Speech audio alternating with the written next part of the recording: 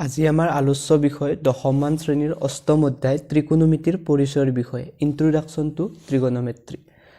ত্ৰিকোণমিতি পৰিচয়ৰ বিষয়ে জনাৰ আগতে আমি জানি ল'ব লাগিব যে ত্ৰিকোণমিতি শব্দটোৰ অৰ্থনো কি বা ত্ৰিকোণমিতি শব্দটো ক'ৰ পৰা আহিছে। ত্ৰিকোণমিতি শব্দটো আহিছে গ্ৰীক ভাষাৰ পৰা, য'ত গ্ৰীক ভাষাত ত্ৰি মানে হ'ল তিনিটা, গণ মানে হ'ল বাহু আৰু মেট্ৰন মানে হ'ল জোখ। অৰ্থাৎ আমি থুলমূলকৈ ক'ব পাৰোঁ যে ত্ৰিকোণমিতি মানে হ'ল ত্ৰিভুজৰ কোণ আৰু বাহু সম্পৰ্কে কৰা এটা আলোচনা। এতিয়া আহিলে ত্ৰিকোণমিতিক অনুপাতৰ বিষয়ে, ত্ৰিগোনোমেট্ৰিক ৰেচিঅ'ৰ ওপৰত। ত্ৰিকোণমিতিক অনুপাত 6 প্ৰকাৰৰ: সাইন, কস, টেন, কসেক, সেক, কট। এতিয়া আমি ত্ৰিকোণমিতিক অনুপাতবিলাক নিৰ্ণয় কৰিবৰ কাৰণে এটা আমি ত্ৰিভুজ কনচিডাৰ কৰি ল'লোঁ। সাপোজ এ বি চি এটা ত্ৰিভুজ, এ বি চি এটা সমকোণী ত্ৰিভুজ, য'ত বি কোণটো হৈছে সমকোণ আৰু এ আৰু চি কোণটো হৈছে সূক্ষ্মকোণ। এতিয়া আমি এ কোণ সাপেক্ষে ত্ৰিকোণমিতিক অনুপাতবিলাক নিৰ্ণয় কৰিম। প্ৰথমে আহিল sine of angle A. Sine of angle A সমান এ কোণৰ বিপৰীত বাহু ডিভাইডেড বাই অতিভুজ। এইটো হ'ল সাইনৰ ফৰ্মুলা। এ কোণৰ বিপৰীত বাহু, এ কোণৰ বিপৰীত বাহু মানে হ'ল এ কোণৰ বিপৰীত ফালে থকা বাহুটো। এ কোণৰ বিপৰীত ফালে আছে আমাৰ বি চি বাহু। ওপৰত হ'ব বি চি ডিভাইডেড বাই অতিভুজ, অতিভুজ বা কৰ্ণ। অতিভুজ বা কৰ্ণ মানে কি, যে এটা ত্ৰিভুজৰ যিডাল বাহু আটাইতকৈ দীঘল সেইডালক অতিভুজ বুলি কোৱা হয়। এই ত্ৰিভুজটোৰ আটাইতকৈ দীঘল বাহুডাল হৈছে এ চি। তলত হ'ব A C, B C by A C.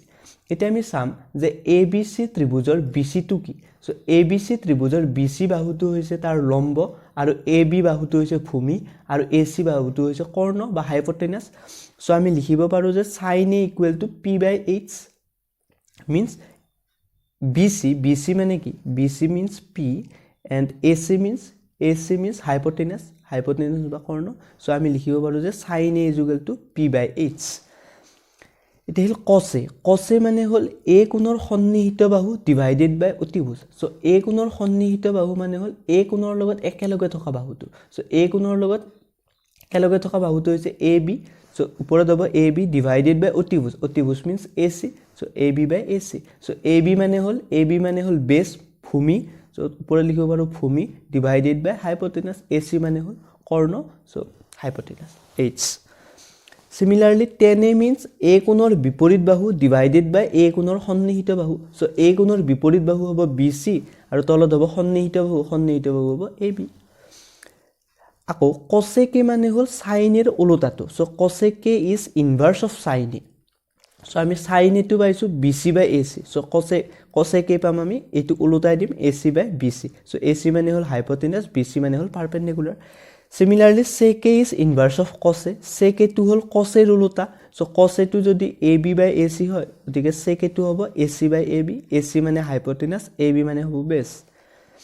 একেদৰে cot A টো হ'ব tan A ৰ ওলোটা। cot A is inverse of tan A। যদি tan A টো BC বাই AB হয়, cot A টো হ'ব আমাৰ AB বাই BC। মিনছ AB মানে হ'ল বেছ, BC মানে হ'ল পাৰপেণ্ডিকুলাৰ। B বাই P। কথা হ'ল যে ত্ৰিকোণমিতিক অনুপাতবিলাক আমি কেনেদৰে মুখস্থ ৰাখিব পাৰোঁ। প্ৰথমে আমি জানি ল'ব লাগিব যে সাইনেৰ ত্ৰিকোণমিতিক অনুপাতটো কি, বা সাইনেৰ যদি আমি অনুপাতটো জানো, বাকী কেইটাৰ অনুপাতটো অট'মেটিকলি আহি যাব। আমি প্ৰথমে জানি ল'ব লাগিব যে সাইন এ মানে হ'ল পাৰপেণ্ডিকুলাৰ বা হাইপটেনাছ। এইটো আমাৰ মুখস্থ থাকিব লাগিব। Sine A means what, perpendicular বা হাইপটেনাছ। কচেটো কি হ'ব, পাৰপেণ্ডিকুলাৰৰ ঠাইত বেজ হ'ব, হাইপটেনাছটো চেম থাকিব। একেদৰে tan A টো কি হ'ব, tan A মিনছ কি, sin A by cos A। sin A আৰু cos A যদি মই হৰণ কৰি দিওঁ, তেতিয়াহ'লে tan A টো পাম। sin A আৰু cos A টো হৰণ কৰি দিলে h কেঞ্চেল হ'ব। p বাই b, p বাই b হ'ব। cosec A টো sin A ৰ ওলোটা। sin A যদি p by h, cosec A হ'ব h বাই p। ঠিক একেদৰে sec A টো cos A ৰ ওলোটা, cos A টো b বাই h, গতিকে sec A টো হ'ব h by b। cot A টো হ'ব tan A ৰ ওলোটা, tan A হ'ব p বাই b। এতিয়া আমাক এক্সাম্পল 1ত দিছে যে যদি tan A ইকুৱেল টু 4/3 হয়, তেন্তে A কোণৰ ত্ৰিকোণমিতিক অনুপাতবোৰ উলিওৱা। আমাক tan A টো দিয়া আছে, বাকী ত্ৰিকোণমিতিক অনুপাতবিলাক নিৰ্ণয় কৰিব লাগে। প্ৰথমে আমি এটা কনচিডাৰ কৰি ল'লোঁ এটা ত্ৰিভুজ এ বি চি, এটা সমকোণী ত্ৰিভুজ, য'ত বি কোণটো 90 ডিগ্ৰী আৰু এ আৰু চি কোণটো হৈছে সূক্ষ্মকোণ। আমাক এনচাৰ, আমাক দিয়া আছে, দিয়া আছে যে tan A is equal to tan of angle A equal to 4/3। আমাক এইটো দিয়া আছে। আমি ধৰি ল'ব পাৰোঁ যে বোথ ছাইড আমি কেৰে মাল্টিপ্লাই কৰিলোঁ।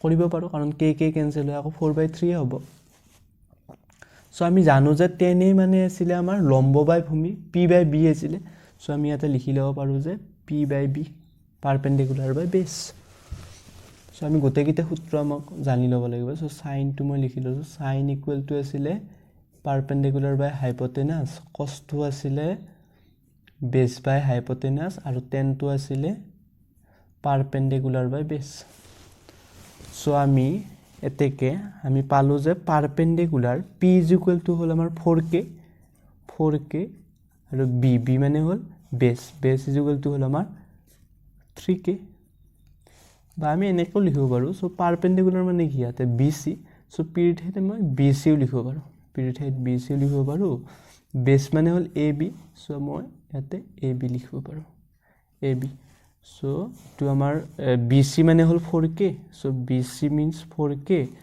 and ab মানে হল আমাৰ 3k so ab is equal to 3k আমি এনেকৈ নিৰ্ণয় কৰিব পাৰো এতিয়া যেহেতু ত্ৰিভুজ abc এটা সমকোণী ত্ৰিভুজ গতিকে আমি ইয়াতে পাইথাগোৰাছৰ সূত্ৰ এপ্লাই কৰিম আৰু ac টো আমি নিৰ্ণয় কৰিম সো আমাক দিয়া আছে যে since যেহেতু আমাক কি দিয়া আছে যে ত্ৰিভুজ abc এটা সমকোণী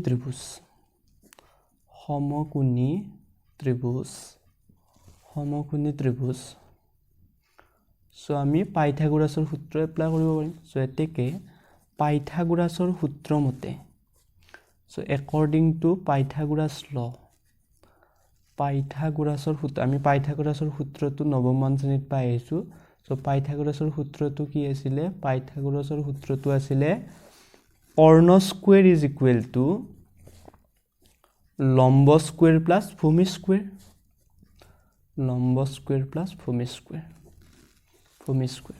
সো কৰ্ণ মানে ইয়াতে ac সো আমি লিখিব পাৰো যে ac square is equal two লম্ব মানে লম্ব মানে আছে bc সো bc মানে কি 4k সো আমি লম্বৰ ঠাইত লিখিব পাৰো 4k হোল স্কয়াৰ প্লাস ভূমি মানে ab সো ab মানে আমি গম পালো 3k so plus 3k whole square so 4k whole square is কি 4 4 গুণ 16 k square plus 3 square means 3 3 গুণ 9 k স্কয়াৰ so 16k square plus 9k square is 25k square so এইটো মই এনে কৰি হ'ব পাৰো 5k of whole square so square is cancelled means ac is equal to 5k so আমি ইয়াৰ পৰা পালো যে ac is equal to 5k so এতিয়া আমি trigonometric অনুপাত পিলা উলিয়াম so sin of angle a so আমাৰ a কোণৰ sin টো কি হ'ব আমাৰ আছিল পাৰপেন্ডিকুলাৰ বাই হাইপোটেনাস so পাৰপেন্ডিকুলাৰ আমাৰ এটো হ'ব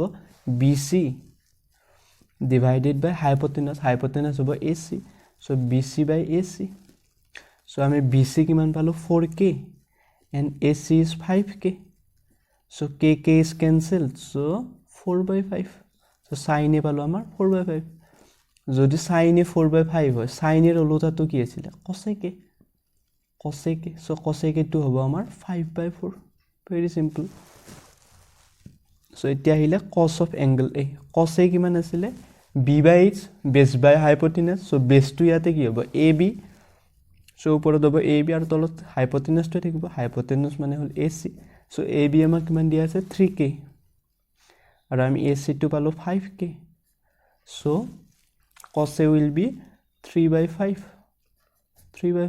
so cos a টো যদি 3/5 হয় cos এর ওলোটাটো কি আছিল sec a so sec a টো কিমান হ'ব 5/3 কারণ sec a টো cos এর ওলোটা so similarly আমাক tan a টো দিয়াই আছে so cot a টো কিমান হ'ব so since যেহেতু tan a equal to কিমান দিয়া আছে tan a টো আমাক দিয়া আছে 4/3 so cot a টো হ'ব tan এর ওলোটা so 3/4 ভিডিওটো ভাল পালে লাইক কৰিব আমাৰ চেনেলটো সাবস্ক্ৰাইব কৰিব লগতে ওচৰতে থকা বেল আইকনটোত ক্লিক কৰিব যিমান পাৰে শেয়াৰ কৰিব আৰু কিবা বুজি নোপোৱা থাকিলে কমেন্ট কৰি জনাব so again thank you very much for watching our YouTube channel Assam Smart Tutorial thank you